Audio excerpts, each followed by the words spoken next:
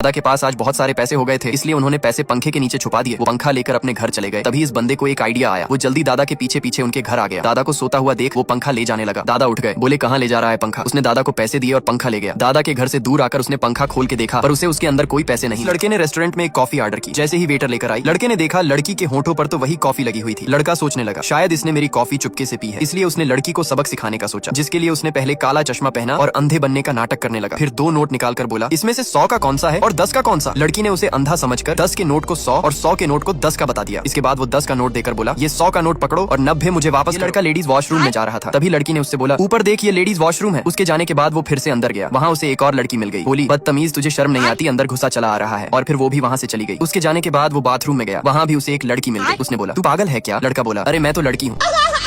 सुबह होते ही अगर ये आदमी नहीं उठा तो उसका मुर्गा चिल्लाने लगता है। आदमी उसे अनसुना करके सोता रहता है, लेकिन मुर्गा भी कहाँ हार मानने वाला था। वो भी कोशिश करता रहा। आखिरकार वो आदमी उठ जाता है और वहाँ से जाने लगता है। मुर्गा भी उसके पीछे पीछे जाता है। वो आदमी सोफे पर आकर सो जाता है, लेकिन मुर्गा उसे वहाँ भी उठा देता है। आदमी वहाँ से उठकर फिर से चला जाता है और आकर फिर से बेड पर सो जाता है, लेकिन मुर्गा उसे जगाने के लिए वहाँ भी चिल्लाता रहा।